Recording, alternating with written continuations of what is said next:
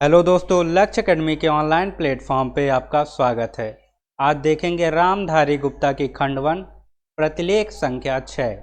Speed होगी 60 word पर minute. आपका डिक्टेशन शुरू होगा 5 सेकेंड बाद।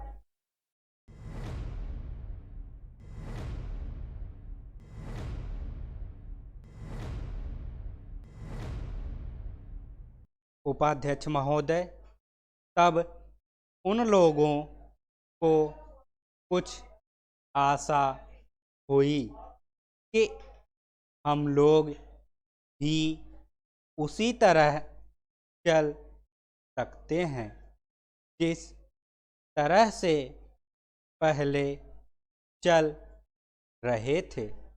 लेकिन अभी हाल में जो चुनाव हुआ उससे देश के धनिकों के मन में बड़ा संदेह पैदा हुआ कि इस चुनाव के बाद उनकी स्थिति वैसी नहीं रहेगी जो अब तक चली आती रही है।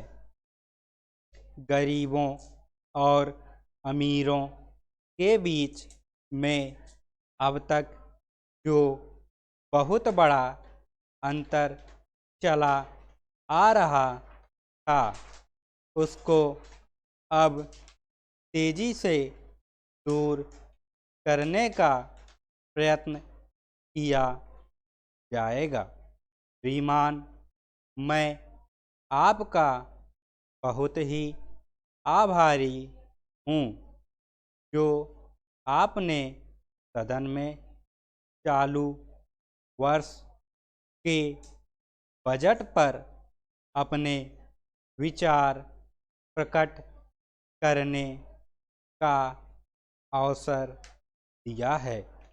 मैं इस बजट का समर्थन करना चाहता हूँ।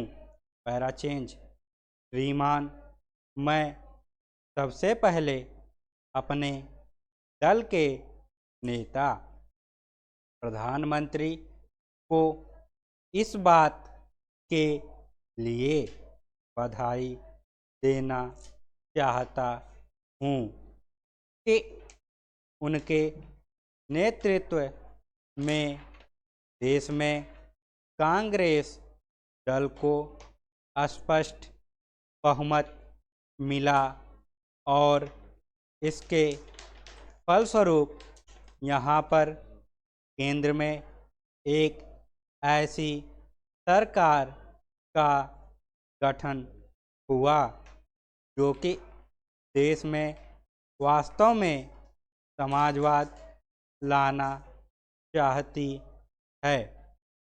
मैं वित्त मंत्री जी को इस बात के लिए बधाई देना चाहता हूँ कि लोकसभा के मध्यावधि चुनाव में जनता द्वारा कांग्रेस दल को जो आदेश दिया गया था उन्हें स्मरण है और वह तन मन धन से उसका पालन करना चाहते हैं।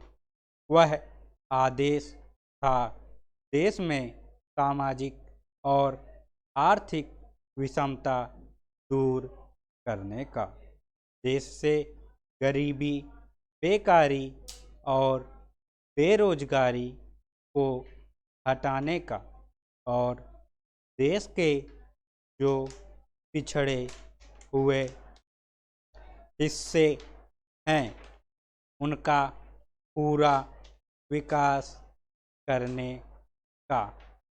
साथ ही साथ इस बात का भी आदेश था कि देश के अंदर इस प्रकार की सामाजिक और आर्थिक व्यवस्था पैदा की जाए, जिसके अंतर्गत जनता शोषण से मुक्त हो सके। श्रीमान, यह ठीक है कि देश में इस कृषि के क्षेत्र में उत्पादन में वृद्धि हुई है, परंतु इसके साथ ही साथ यह भी दृष्टि में रखना चाहिए कि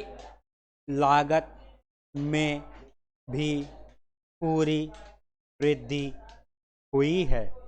इसके लिए आवश्यक है कि सिंचाई के साधन बढ़ाए जाएं और अधिक उन्नत बीजों का प्रयोग किया जाए।